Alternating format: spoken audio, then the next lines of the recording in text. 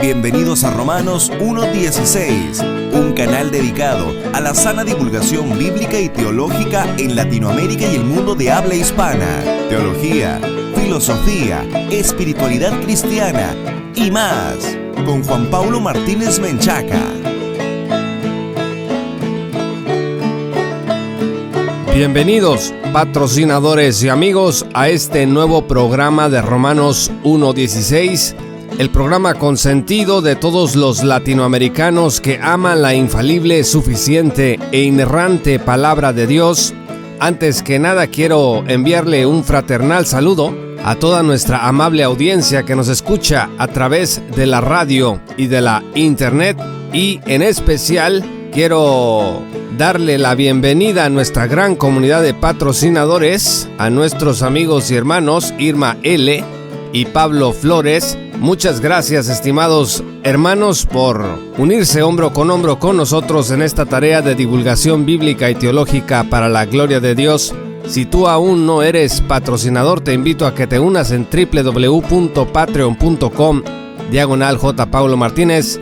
Otra vez, www.patreon.com/J. Paulo Martínez, para que accedas a recursos exclusivos que te van a permitir estar mejor equipado para comprender y aplicar la palabra de Dios. Si esta es la primera vez que escuchas Romanos 1:16, también te queremos invitar a que visites nuestro sitio web oficial en www.jpaulomartinez.com. Este es el tercer programa de la serie El Legado, aprendiendo a pensar como los reformadores, y este tercer episodio se titula La Reforma, un camino en perfeccionamiento. Y para empezar, estimados amigos, les quiero invitar a que abran sus Biblias en Romanos 12, versículo 2. Romanos 12, versículo 2 dice: No os conforméis a este siglo, sino transformaos por medio de la renovación de vuestro entendimiento, para que comprobéis cuál sea la buena voluntad de Dios, agradable y perfecta. La Escritura dice aquí que nuestra mente debe de sufrir una metamorfosis. Esa es la palabra griega, dice an la metamorphoste, que significa que debemos atravesar por una transformación. Metamorphoste está en presente activo pasivo imperativo, lo cual significa que es una acción que tenemos que estar constantemente buscando. Dice que esta renovación de nuestro entendimiento, anakainousei tu vos, implica que nuestra mente esté llena de vigor, que esté llena de energía para poder continuar con este cambio y esta profundización en las verdades reveladas del Santo Evangelio. Esta metamorfosis en la mente de los cristianos, amigos, es una tarea de orden sobrenatural. Solo el Espíritu Santo puede renovar la mente. El Salmo 119, versículo 11 dice que el salmista en su corazón guardaba los mandamientos y las palabras de Dios para no pecar contra él. Y fíjense lo que dice Colosenses 1, versículo 28. A quien anunciamos amonestando a todo hombre y enseñando a todo hombre en toda sabiduría, a fin de presentar perfecto en Cristo Jesús a todo hombre. El apóstol Pablo dice aquí con mucha claridad que era su misión el amonestar, el enseñar, el anunciar toda sabiduría a todos los hombres y por supuesto incluyendo a las mujeres, para que Cristo fuese conocido. Es decir, él estaba trabajando en esta tarea de renovar el entendimiento de sus escuchas. Y fíjense que esa es una de las cosas que hacemos en Romanos 1:16. Tratamos siempre de comunicar el Santo Evangelio de Cristo, las Sagradas Escrituras, para que usted pueda renovar su mente en la palabra de Dios, por supuesto bajo la iluminación y la obra sobrenatural del Espíritu Santo. Entendiendo esto, mis amados amigos, que dice Romanos 12:2, que no nos debemos conformar a este mundo, a este siglo, sino renovar nuestro entendimiento para comprobar cuál sea la buena voluntad de Dios, santa, agradable y perfecta. Entendiendo esto, vamos a comprender mejor pues lo que pasó en la Edad Media. Miren, la Edad Media trajo consigo varios cambios sociopolíticos, económicos y también teológicos. En el ocaso de la Edad Media, los reformadores fueron usados por Dios para recuperar lo que se había perdido o cuando menos lo que se había opacado. Hemos visto en esta serie titulada El Legado que Lutero, Calvino y otros rescataron el evangelio de la justificación por la fe a través de la aplicación de una hermenéutica que le hacía justicia a la manera en que el propio Jesús y sus apóstoles leían la Escritura. La Biblia recuperó su preeminencia como única autoridad final en todos los asuntos del conocimiento. Se derribaron muchos ídolos y obstáculos para acceder a la divina revelación. Las Escrituras comenzaron pues a circular en lengua vernácula entre la gente sencilla que a la larga, bajo el sistema educativo reformado, pues aprendió a leer y a comprender el mensaje bíblico. Pero la reforma, amigos, no fue un evento acabado. Aquellos que comprenden el espíritu reformador celebran el semper reformanda del movimiento, es decir, siempre reformándonos. ¿Qué significa siempre reformándonos? Bueno, vamos a empezar por decir lo que no significa. Número 1. Siempre reformándonos no significa renunciar a alguna verdad fundamental del Evangelio.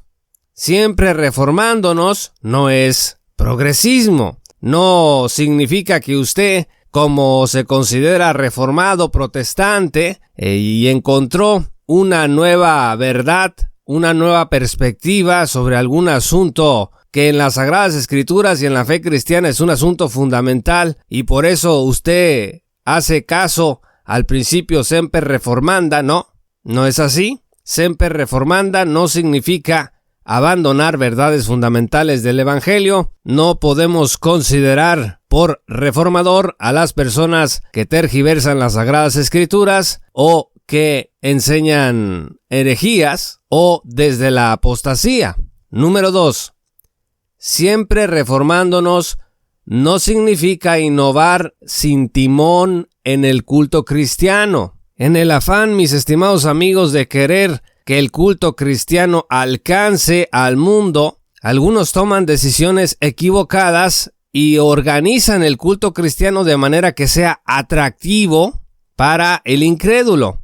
Eso no significa que siempre nos estamos reformando. No se debe abandonar la inteligibilidad del mensaje en el culto cristiano. No importa qué tan atractivo pueda usted hacer el culto cristiano para el mundo, eso no significa reformarse. Y número 3, siempre reformándonos no significa renunciar al orden escritural en el ministerio. A veces algunos consideran que el estar exigiendo que nada más los varones sean pastores en las iglesias o que existan ciertos requisitos para servir en los ministerios es un asunto del pasado y que tenemos que seguir avanzando y abandonar algo que está claramente escrito, que da lo mismo quien enseñe, que da lo mismo cómo enseñe, que da lo mismo a quienes enseñe, que se enseñe, etc.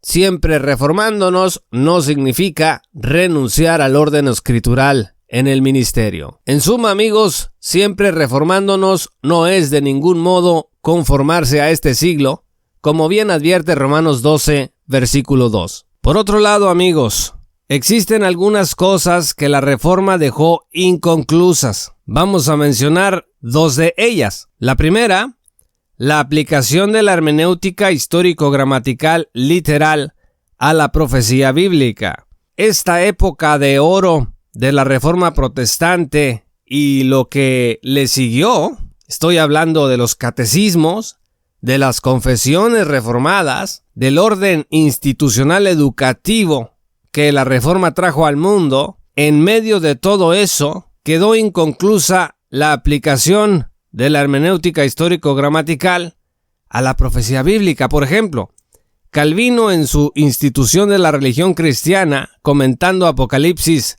20, escribió lo siguiente, cito, «El número 1000 no se debe entender de la eterna felicidad de la Iglesia, sino de las diversas revueltas con que la Iglesia militante había de verse afligida. Los que asignan a los hijos de Dios 1000 años para que se gocen de la bienaventuranza, no consideran cuán grande afrenta infieren a Cristo y a su reino».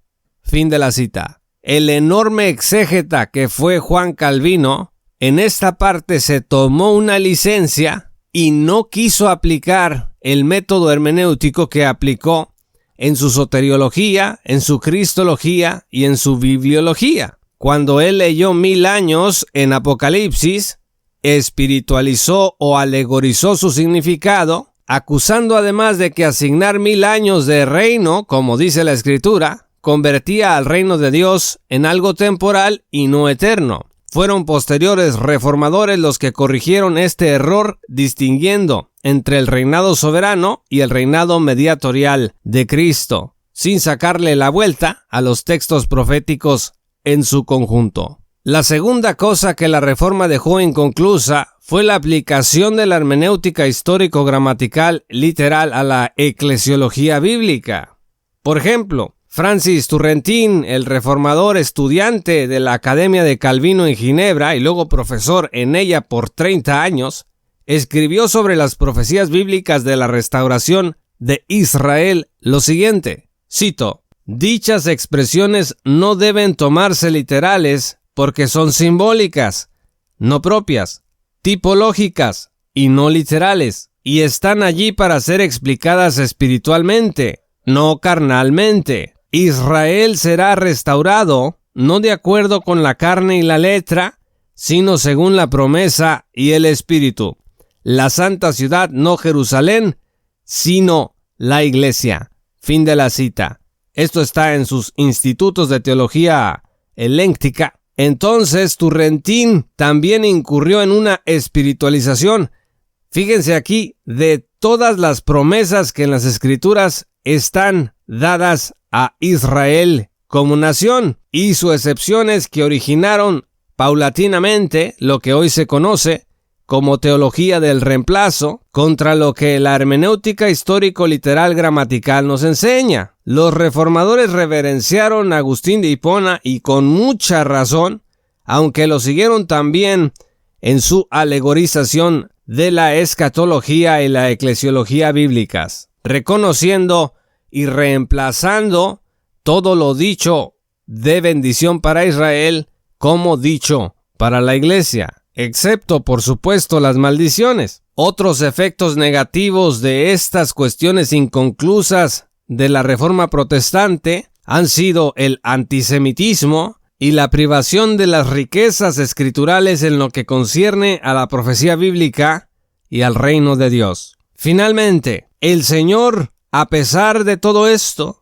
no ha dejado de llamar reformadores a su iglesia, que han enseñado de manera consistente a las ovejas de Cristo, corrigiendo aquellos errores de los reformadores que arrastraron habiéndolos heredado de sus propios maestros.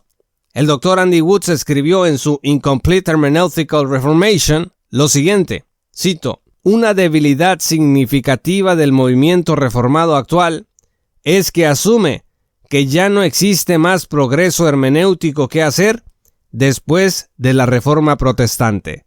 Fin de la cita. Semper reformanda es un principio que nos ayudará a no fosilizarnos y a seguir comprendiendo cada vez mejor todo el consejo de Dios. Por lo demás, la reforma más relevante siempre será la de tener un corazón santo y dispuesto para servir al Señor y al prójimo donde quiera que el Señor nos llame. La máxima de la reforma seguirá siendo aquella que se observa en Romanos 12. Así que, hermanos, os ruego por las misericordias de Dios que presentéis vuestros cuerpos en sacrificio vivo, santo, agradable a Dios, que es vuestro culto racional. No os conforméis a este siglo, sino transformaos por medio de la renovación de vuestro entendimiento, para que comprobéis cuál sea la buena voluntad de Dios, agradable y perfecta. Muchas gracias a todos los amigos y patrocinadores por escuchar este programa. Si aún no eres patrocinador, te invito a que te unas en www.patreon.com/J. Paulo Martínez. Otra vez, www.patreon.com/J. Paulo Martínez. Vas a acceder a recursos exclusivos que te ayudarán en tu andar cristiano dentro de la posmodernidad. No olvides descargar los 2 episodios anteriores de esta serie El Legado, aprendiendo a pensar como los reformadores. Descárgalos gratuitamente, así como muchos, pero muchos otros recursos preparados especialmente para ti en nuestro sitio web oficial www.jpaulomartinez.com. Yo soy Juan Paulo de Romanos 1:16. Muchas gracias y que el Señor los bendiga hasta que volvamos a encontrarnos. Esto fue Romanos 1:16 con Juan Paulo Martínez Menchaca. Únete como patrocinador y apoya la sana divulgación bíblica y teológica en América Latina. Búsquenos y síguenos en nuestro sitio web oficial, redes sociales y otras.